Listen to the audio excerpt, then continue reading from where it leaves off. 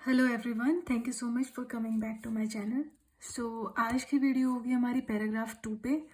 पहले वाली वीडियो में मैंने आपको बताया था कि लेटर का फॉर्मेट क्या होता है और इंट्रोडक्शन कैसे लिखते हैं, and this video will be related to paragraph 2। So let's get started. सबसे पहले आपको ये चीज़ देखनी है कि इसके अंदर क्या क्या इंक्लूड होता है। पैराग्राफ जो सेकंड होता है ना, उसके अंदर सबसे इम्पोर्टेंट डाटा लिखा जाता है। किसी भी इंसान को लिख रहे हैं तो उसको क्या सबसे ज़्यादा ज़रूरी है जानना, ये समझना बहुत ज़रूरी है। ठीक है, तो अगर आपको आपको लगता है कि एक केस दे रखा है और उस केस के अंदर ज़्यादातर कंप्लेंट्स और इन्वेस्टिगेशंस और ये सब, इन सबको बताना बहुत ज़रूरी है। ऑलमोस्ट मतलब सारे लेटर्स के अंदर इन्हीं चीज़ों को बताना बहुत ज़्यादा ज़रूरी होता है। और भी बहुत चीज़ें होती है, लाइक डेट वाइज कुछ हो रखा है तो आप उस जो मोस्ट इम्पोर्टेंट डेट है उसको मेंशन करोगे सेकंड पैराग्राफ के अंदर। और अगर होम केयर नर्स को है तो एक बार थोड़ा सा ऊपर ओवरव्यू दे दोगे उसको सेकंड पैराग्राफ के अंदर कि ये है। किसी भी चीज़ का ओवरव्यू देना होता है वो सेकंड पैराग्राफ के अंदर करेंगे। ठीक है, तो उसके साथ ही देखते हैं। मैं सेकंड पैराग्राफ के अंदर क्या करती थी, मेरे को ये 4 चीज़ें थी, इनको इंक्लूड करती थी, जिसमें ये इन्फॉर्मेशन दी जाती थी उसको उस हिसाब से इंक्लूड कर लेती थी। ठीक है, so I used to include complaints, investigation, diagnosis. अगर डायग्नोसिस का कोई रिजल्ट है, लाइक उसको कोई कुछ चीज़ डिटेक्ट हुई है, लाइक टोन्सिलाइटिस है या कुछ भी है, तो उसका जो सर्जरी भी दे रखी है केस नोट के अंदर कि फिर उस डायग्नोसिस से उसको ये सर्जरी हुई है तो उसका रिजल्ट भी इसी में बताना है। और फिर लास्ट में जो हमने ट्रीटमेंट दिया है उसको, कोई भी मेडिसिन दी है या ड्रेसिंग प्रोवाइड करी है या फिजियोथेरेपी कमेंस कराई है, मतलब स्टार्ट करवाई है फिजियोथेरेपी, वो भी इसी में लिखेंगे। और लास्ट में कंक्लूजन भी लिख देंगे अगर उसमें दे रखा है तो, कि he is doing better progress and the wound is clean and dry, ऐसे लिख सकते हैं हम। ठीक है, तो मैंने ओवरव्यू दे दिया कि पैराग्राफ 2 के अंदर हम ये चीज़ें लिखेंगे। अब ये चीज़ें कैसे लिखनी है वो मैं बताऊंगी। ठीक है, तो यहाँ से शुरू करते हैं। ओके, इसके अंदर देखो जो नोन केस है। अब नोन केस और अननोन केस में आपको ये चीज़, अगर आप एक चीज़ लिख दोगे ना, उससे आपका नोन केस और अननोन केस डिफ्रेंशिएट हो जाएगा। जैसे कि एज यू नो, बस ये लिख दो। नोन केस आपको समझ में आ रहा है ना कि नोन केस है, मैंने पिछली वाली वीडियो में बताया था। तो अगर नोन केस आपको समझ में आ गया कि हाँ ये नोन केस है, बहुत ईजी होता है, पता चल जाता है। ठीक है, नोन केस पता चल गया तो आपको क्या लिखना है, एज यू नो। अब इसके बाद अगर आप कोई इंफॉर्मेशन ऐसी भी लिखोगे जो उसको पहले से ही पता है तो वो डिसरिस्पेक्टफुल नहीं लगेगा, उसको लगेगा क्योंकि हमने लिखा एज यू नो। ठीक है, उसको ऊपर ऊपर से एक बार याद दिला दो कि ये है, क्योंकि इतना बड़ा भी जो नोन केसेस होते हैं ना उनके अंदर हमारे पास बहुत कम डाटा होता है, 4-5 लाइनें ही होती है, उन्हीं को बड़ा बड़ा के लिखना होता है। तो उस केस में क्या करेंगे, सेकंड पैराग्राफ के अंदर हम लिख देंगे एज यू नो। फिर लिख देंगे mister x was admitted and underwent the surgery. Surgery का नाम हमने पहले ही मेंशन कर दिया है, किसके अंदर, इंट्रोडक्शन के अंदर। इंट्रोडक्शन में हमने सर्जरी का नाम मेंशन कर दिया, अब दोबारा नहीं लिखना, किसी भी चीज़ को रिपीट नहीं करना लेटर के अंदर। तो हम लिखेंगे अंडरवेंट द सर्जरी, बस इतना करके फुल स्टॉप लगा दो।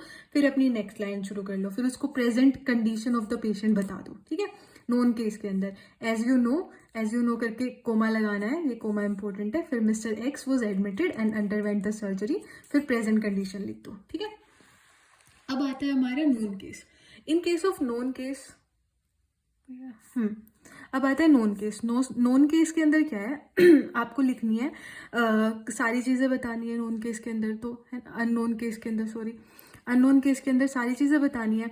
इसके अंदर क्या बताएंगे, mister x was admitted, start कैसे करेंगे, मैंने स्टार्टिंग बता रखे, 3-4 तरीके से स्टार्टिंग कर सकते हैं।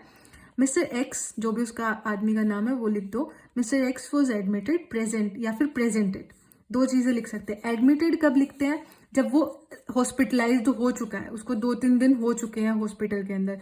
इन केस ऑफ क्लिनिक्स के केस में क्या लिखेंगे हम, प्रेजेंटेड। ठीक है, क्योंकि वो एडमिट नहीं हुआ है ना, तो वो सिर्फ प्रेजेंट हुआ है, तो उसी डेट के बारे में बताना है, या कोई भी डेट हो जो भी उसमें मेंशन कर रखे वो लिख देनी है। ऑन ये डेट लिख दो, जिस तरीके से आपने स्टार्टिंग में पहले डेट लिखी थी वैसे ही यहाँ पे भी डेट लिखनी है। ठीक है, डेट को चेंज नहीं करना कहीं कहीं, मतलब जो डेट है वो तो चेंज कर लोगे लेकिन उसका पैटर्न चेंज नहीं करना, pattern will be same, pattern will be same.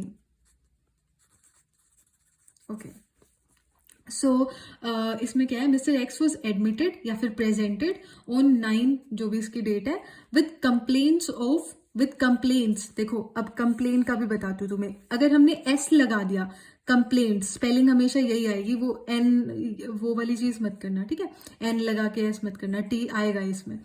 तो कंप्लेंट्स में अगर हमने एस लगा दिया तो मतलब हम 2-3 कंप्लेन बता रहे हैं, और अगर एस नहीं है तो मतलब सिर्फ कंप्लेन, एक ही कंप्लेन बता रहे हैं, ठीक है, ये भी ध्यान रखना। तो complaints of dash dash, dash के बाद कोमा, मतलब यहाँ पे अगर आप कुछ लिख रहे हो, कंप्लेन्स ऑफ हेडेक लिख रहे हो या पेन लिख रहे हो या कुछ एंड और क्या लिख सकते हैं हम, स्टमक एक लिख दिया मान लो, ठीक है।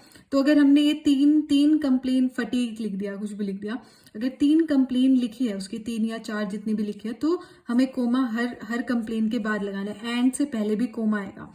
वैसे एंड से पहले कई जगह नहीं भी लगता, लेकिन अगर आप 3 चीजें लिख रहे हो तो आप लगा दो कोमा, नहीं भी लगाते तो भी सही है, लेकिन अगर आप एक जगह नहीं लगा रहे तो आपको कहीं पे भी नहीं लगाना। अगर एक जगह लगा रहे हो तो वही पैटर्न आपको सारी जगह फॉलो करना है, ठीक है। ओईटी राइटिंग में यही सबसे इंपॉर्टेंट है कि आपको ये छोटी छोटी चीजें आपको ध्यान रखनी है, और ये चीज अगर आप ध्यान रखते हो तो फिर आपका सही रहता है, ठीक है। एक ही पैटर्न फॉलो करो, कुछ चीजें हैं ध्यान रखने की, लाइक रिपीट मत करो, एक ही पैटर्न फॉलो करो, ठीक है। ठीक है, ये वाला चीज हो गया। और इसको और किस तरीके से लिख सकते हो आप, और लिख सकते हो ऑन डेट लिख दो अपनी, या टुडे लिख दो। अगर आज की डेट है तो आज की डेट नहीं लिखनी, आज सिर्फ टुडे लिख सकते हो। टुडे करके कोमा लगाओ, mister x was admitted with complaints of जो जो उसकी कंप्लेन्ट्स, डैश एंड डैश, वो कंप्लेन्ट्स लिख दो, ठीक है। और कैसे लिख सकते हैं इसको, on admission mister x had symptoms, जो हैड, उसको जो जो सिम्टम्स हुए थे, हैड के बाद उसके सिम्टम्स लिख दो, हैड हेडेक, लाइक हेडेक, ठीक है, एसोसिएटेड विद माइग्रेन, ठीक है, जो उसकी कंडीशन का नाम है, लाइक माइग्रेन लिख देते हैं यहाँ, क्या स्पेलिंग होती है, ठीक है। तो ये क्या हुआ, on admission mister x had होगा क्योंकि उसको हो चुका है ना, वो हैड हेडेक जो सिम्टम है, एसोसिएटेड विद, किस चीज से एसोसिएटेड है, मतलब हेडेक किस चीज से जुड़ा हुआ है, वो है माइग्रेन से जुड़ा हुआ है, ठीक है, एसोसिएटेड विद माइग्रेन। अब आती है नेक्स्ट चीज, उसका नाम ये, अब क्या बताना हमें, इन्वेस्टिगेशन। हमने कंप्लेंट्स बता दी ऐसे करके, मैं एक पूरा ओवरव्यू भी दूंगी, पहले आप एक एक करके चीज समझ लो, ठीक है। अब आती है इन्वेस्टिगेशन प्लस डायग्नोसिस, ये साथ में समझा देती हूँ। इन्वेस्टिगेशन को कैसे लिखेंगे, आप ऐसे भी लिख सकते हो, ऑन एग्जामिनेशन। इससे पहले जैसे ये आपकी लाइन खत्म होगी, आपने कंप्लेंट्स बता दी, फिर लिख सकते हो ऑन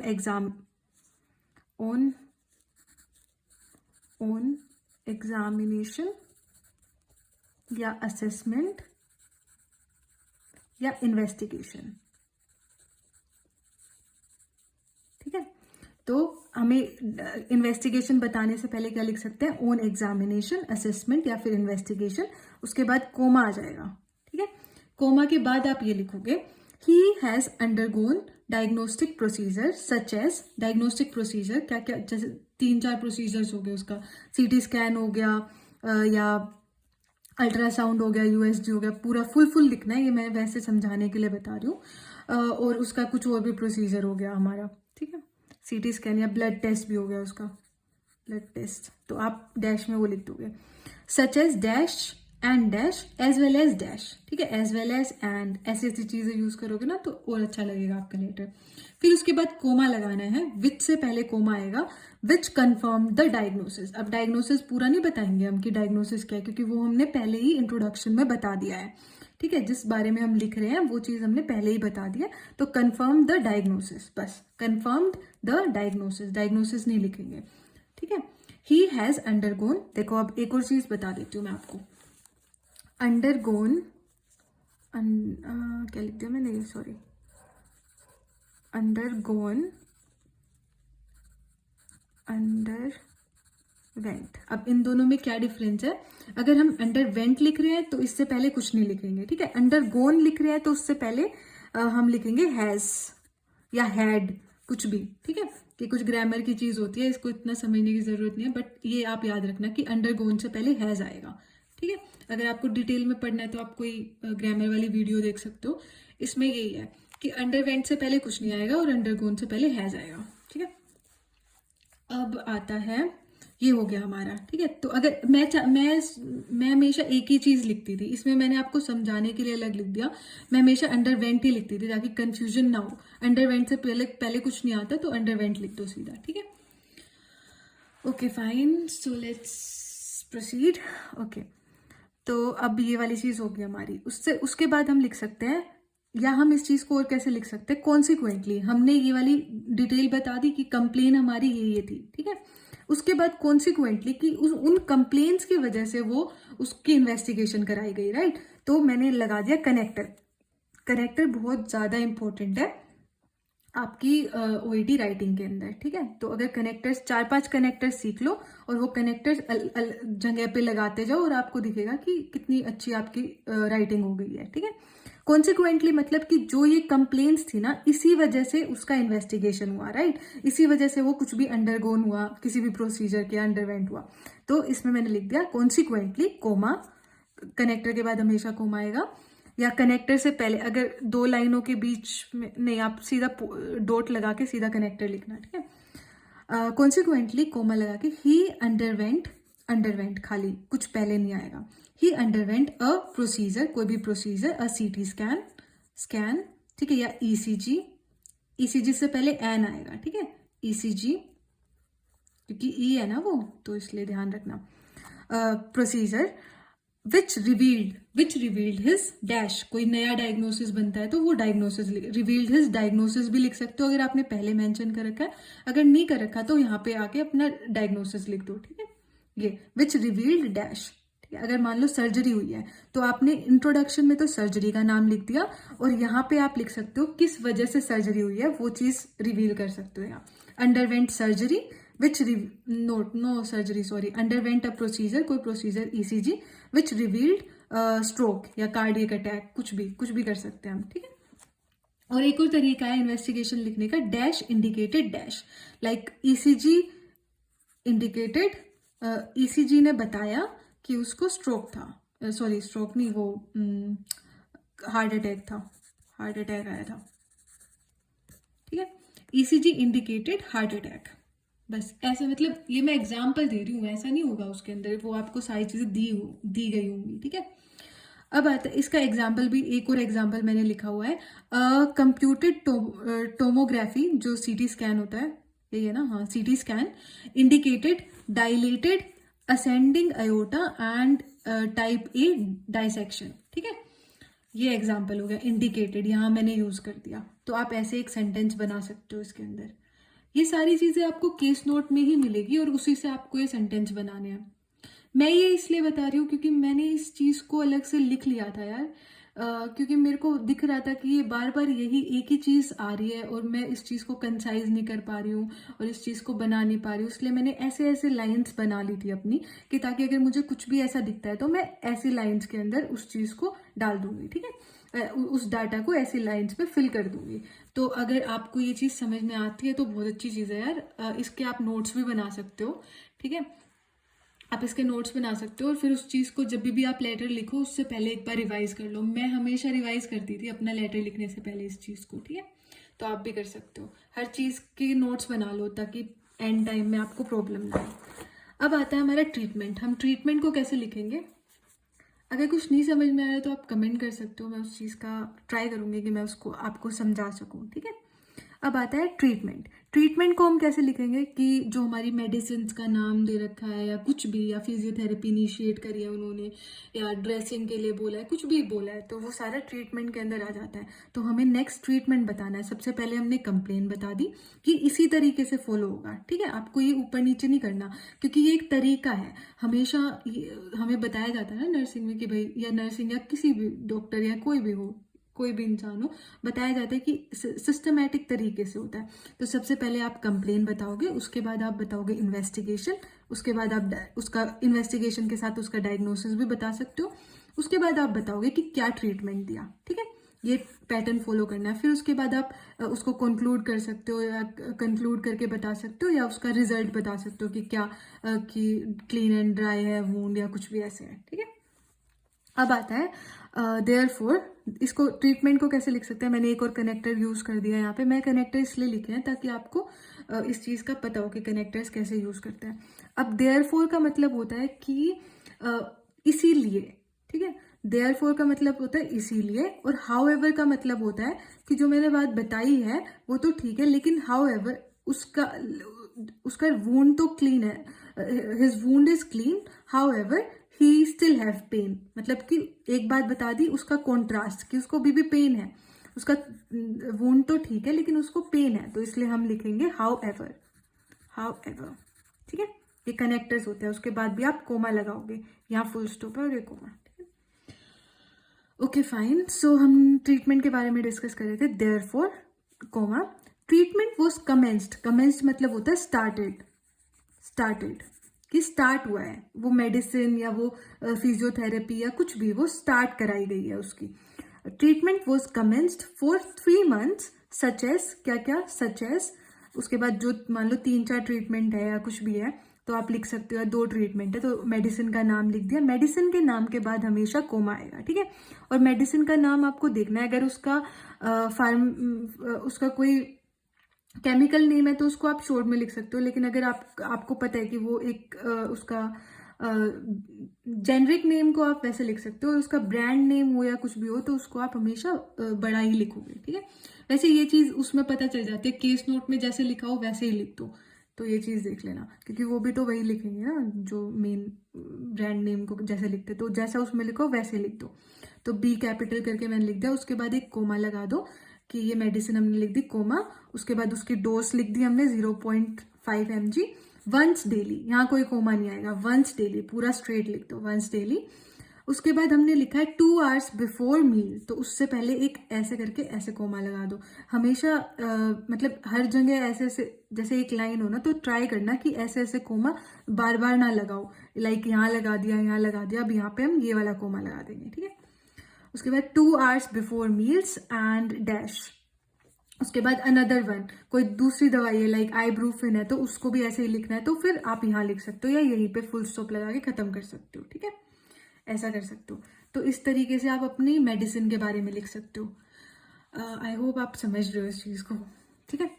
अब है अब देखो एक और चीज बताती हूँ, कमेंस्ड है, कमेंस्ड वाली चीज है तो उस पर कैसे लिखेंगे। अगर वो चीज जो ये जो मेडिसिन है वो शुरू की थी लेकिन अब नहीं ले रहा वो पेशेंट, आज तक मतलब या आज जब उसको हमने ट्रीटमेंट दे दिया उससे पहले वो ले रहा था, मतलब उसका कराया, उसको हमने जैसे उसको पैरासीटामोल का इंजेक्शन स्टार्ट किया था, वॉज कमेंस्ड ऑन पैरासीटामोल, मतलब कि पैरासीटामोल का इंजेक्शन जब खत्म हुआ तो वो चीज खत्म हो गई। लेकिन उन्होंने कहा कि अगर उन्होंने कहा कि होम केयर नर्स को बताना है कि आगे भी वो चीज कंटिन्यू करनी है, ठीक है। तो हम अगर सिर्फ आज के लिए था, अभी तक था, अब लेटर लिखने तक तो था लेकिन उसके बाद नहीं है, तो he was commenced on dash, ठीक है। लेकिन अगर लेटर लिखने से के बाद भी है, लाइक होम केयर को कह रहे हैं कि आगे भी इस चीज को कंटिन्यू रखना है, तो हमेशा लिखेंगे हैज बीन कमेंस्ड ऑन, ठीक है।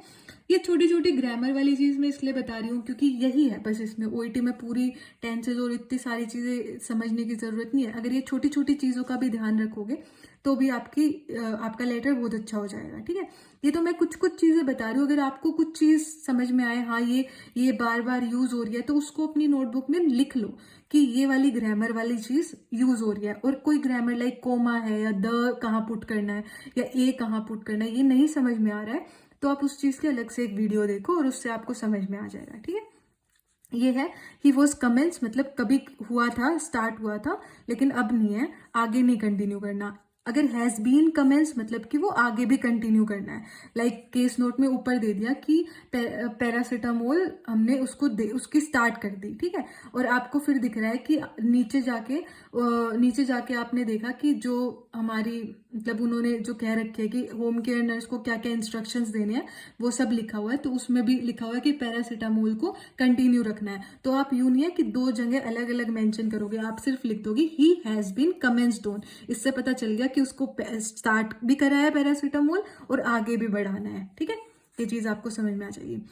उसके बाद आता है पोस्ट, एक और चीज लिख सकते हो लाइक उसका ऑपरेशन हुआ है, उसके बाद उसको कुछ चीज़ स्टार्ट करिए, कोई मेडिसिन स्टार्ट करिए, तो आप लिख दोगे पोस्ट ऑपरेटिवली कोमा लगा के ही has been commenced on, has been उसको स्टार्ट करा दिया है, जैसे एनाल्जेसिक्स है या फिर पेन किलर, कुछ भी ऐसी चीज़ें स्टार्ट हुई है तो वो लिख सकते हो, commenced on dash and dash, जो भी बात है। Okay, so let's continue this. हाँ, उसके बाद है पेन। अगर मान लो पेन से रिलेटेड कुछ है इन्फॉर्मेशन, क्योंकि पेन से रिलेटेड ज़्यादातर होती है ना, तो आप उसके लिए मैंने एक लाइन बना रखी थी, he had severe stomach pain, या यहाँ पे कोई भी पेन लिख सकते हो, नी पेन, हेड एक, या कुछ भी लिख सकते हो। यहाँ पे ही हैड उसको था, he had severe stomach pain, फिर कोमा लगा के एंड हाई ग्रेड फीवर भी था उसको, फिर कोमा लगा के, या ये वाला कोमा भी लगा सकते हो यहाँ पे आप। फॉर विच से पहले हमेशा कोमा आएगा, ये चीज याद रखना, फॉर विच से पहले हमेशा कोमा आएगा। For which paracetamol and ibuprofen were prescribe, ठीक है, आइब्रूफेन और पैरासिटामोल उसके लिए प्रिस्क्राइब किया था। तो फॉर विच लगा के आप लिख सकते हो अगर आपको छोटा बनाना है सेंटेंस को, ठीक है, पूरा नहीं बताओगे कि पैरासिटामोल और ये सब, क्योंकि वो तो अलग अलग बताएंगे, एक जगह वो लिखेंगे स्टमक पेन था और एक जगह लिखेंगे कि फीवर था, और उसके बाद लिखेंगे इन दोनों के लिए उसने ये किया। तो आपको सिर्फ लिख देना है फॉर विच, इनकी डोसेज भी लिखी होगी, लेकिन अगर आपको दिख रहा है कि ये डोसेज इतनी इंपॉर्टेंट नहीं है, ओब्वियसली क्योंकि वो तो दे चुके हैं ना, अगर उसको आगे भी कंटिन्यू रखनी है तो आप डोसेज लिख सकते हो, अगर नहीं लिखी है तो आप सिर्फ ये लिख सकते हो, ठीक है, paracetamol and ibuprofen were prescribed, that's it. पूरा उसको बड़ा नहीं बनाना, जितना कंसाइज हो सके उतना कंसाइज करो, ठीक है। अब एक और चीज याद रखो, अगर मान लो आपके पास बहुत ज्यादा मेडिसिन दे रखी है, ये दे दिया वो दे दिया और ये है वो है, और होम केयर नर्स को आपको बताना है या किसी ऐसे इंसान को बताना है जिसको इतनी इन्फॉर्मेशन की जरूरत नहीं है, या इन्फॉर्मेशन की जरूरत है, तो उस चीज हो या नहीं हो, कुछ भी इस टाइप की चीज हो, तो आपको क्या करना है, आप वो इतनी सारी एक चीज याद रखना कि अगर आपके पास कंटेंट है, लाइक अगर हम किसी फैमिली डॉक्टर को लिख रहे हैं या किसी नॉन इंसान को लिख रहे हैं, तो उसमें हमारे पास बहुत कम कंटेंट होता है, तो उसमें उसको बढ़ाने के लिए आप मेडिसिन के नाम लिख सकते हो। लेकिन अगर आपके पास अब पहले से ही बहुत सारा डाटा है, लाइक अननोन केस के अंदर बहुत सारा डाटा होता है, तो अगर अननोन केस के अंदर बहुत सारा पहले से ही डाटा है, आपके पास खुद स्पेस नहीं है चीज़ों को कंसाइज करने का, तो आप मेडिसिन को हटाओ और लास्ट में एक लाइन लिख दो, रिक्वेस्टिंग पैराग्राफ के अंदर ये लाइन लिख दो,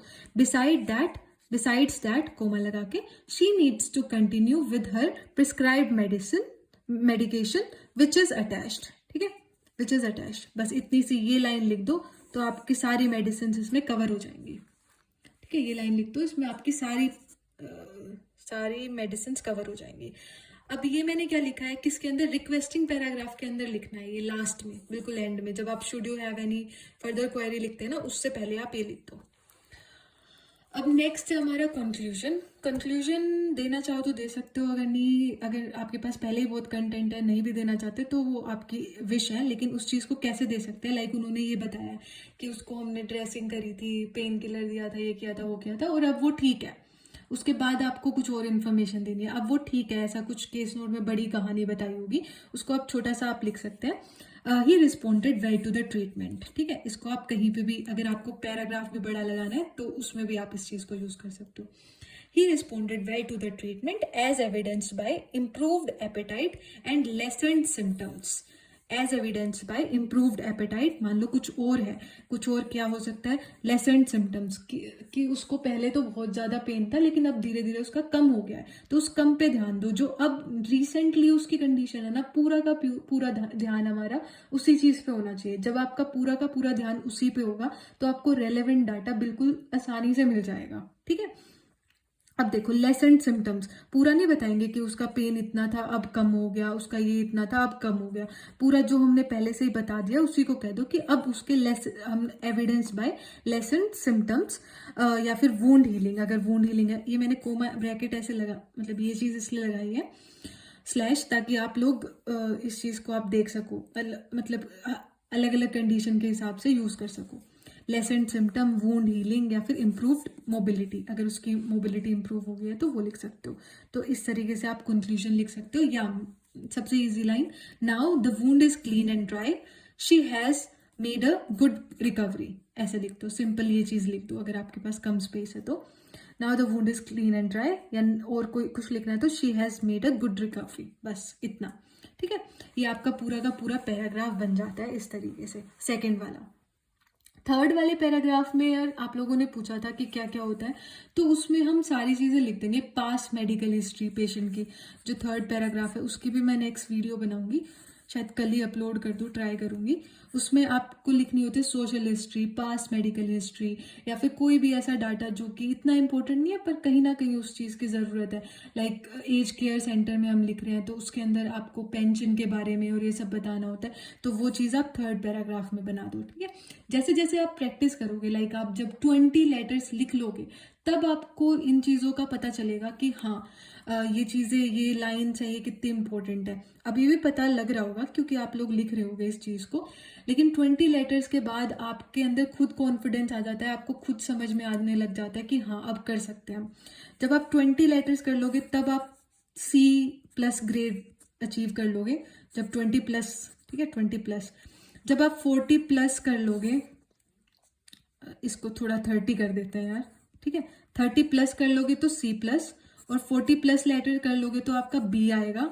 मैंने अपना खुद का बना रखा था ये, तो मैं आपको इसलिए आपके साथ भी शेयर कर रही हूँ। और जब आप लाइक 60 to 70 लेटर्स लिख लोगे अच्छे से, लर्न करके, समझ के, यूँ नहीं कि आप बस लिखे ही जा रहे हो, जब 60 to 70 कर लोगे तो आपका शायद A ग्रेड भी आ जाए। ठीक है, तो ये मेरी स्ट्रैटेजी थी, इसलिए मैंने कहीं कहीं लिख रखा था। मैंने पेजेस ऐसे ऐसे करके ऐसे लिख दिया कि यहाँ तक पहुँचूंगी तो मेरा B आए, यहाँ तक पहुँचूंगी तो C आएगा, और फिर अगर यहाँ तक पहुँच गई तो B आएगा। तो ऐसे ऐसे लेटर लिखते हैं ना, तो जब वो आता है तो ऐसा लगता है कि हाँ हमारा इतना ग्रेड आ गया। तो आप ये अजीब सी ट्रिक फॉलो कर सकते हो। तो ये हमारी पूरी की पूरी बात बता दी मैंने कि ये चीज़ें होती हैं इसके अंदर, पैराग्राफ 2 के अंदर। पैराग्राफ 3 के अंदर और रिक्वेस्टिंग पैराग्राफ दोनों साथ में ही बना दूंगी, ज़्यादा टाइम वेस्ट नहीं होगा। और thank you so much for watching my video. अगर कुछ भी क्वेश्चन, अच्छा एक और चीज़ मैं बता देती हूँ इसके अंदर, देखो एग्जाम्पल दे देती हूँ मैंने जो भी अभी आपको बताया था कि आपको और क्लियर से समझ में आ जाए। देखो ये वाली चीज़ देखो,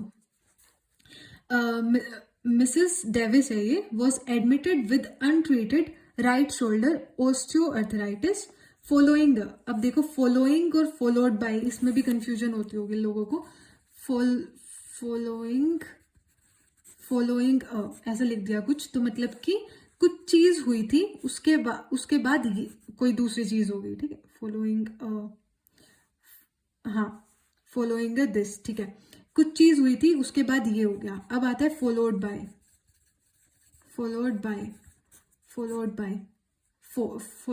अ फॉल।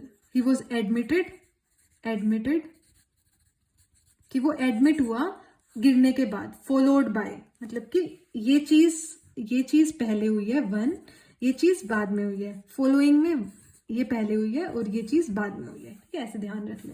ओह मैंने, सॉरी मुझे लगा दिख रहा है। तो देखो फॉलोइंग और फॉलोड बाय, फॉलोइंग में क्या होता है कि ये चीज पहले हुई है 1, और फिर उसके बाद दूसरी चीज हुई है। फॉलोड बाय के अंदर क्या होता है, फॉलोड बाय में होता है कि पहले कुछ एडमिटेड पहले हो गया, फॉलोड बाय फिर उसके बाद पहली चीज बताई जाएगी कि पहले क्या हुआ था, फॉल हुआ था, उसके बाद वो एडमिट हुआ है, तो इसलिए फॉलोड बाय लिख देंगे इस चीज को। ठीक है, अब इसके अंदर क्या है, जैसे कि shoulder osteoarthritis following the chronic shoulder pain, तो शोल्डर पेन उसको हुआ है किस चीज की वजह से, ये जो इसको राइट शोल्डर में ऑस्टियोआर्थराइटिस है उसकी वजह से उसको ये हुआ, उसीलिए वो एडमिट हुआ था। ठीक है, therefore she has been managed with the surgery, मैंने पहले उसकी कंप्लेन बता दी कि उसकी कंप्लेन ये थी, उसके बाद मैंने बताया therefore she has been managed with the surgery, on date बता दी क्योंकि वो इंपॉर्टेंट होगी तो डेट बता दी यहाँ पे। पोस्ट ऑपरेटिवली, ये सर्जरी के बारे में बता दिया, उसके बाद अब ट्रीटमेंट बताएंगे। Post operatively she has been commenced on analgesics, cold compression, physiotherapy. ठीक है, ये सारी बात हमने एक जगह ही लिख दी है। उसके बाद डॉट लगा के फिर she is responding well to the treatment, conclusion भी दे दिया हमने, as evidence by clean and dry surgical site. ठीक है, ये हमारा इतना अच्छा सा पैराग्राफ बन गया और आप भी ऐसा लिख सकते हो। ठीक है, okay thank you so much. अगर आपको कोई भी डाउट हो तो आप मुझसे पूछ सकते हैं। and all the best for your exam. Thank you.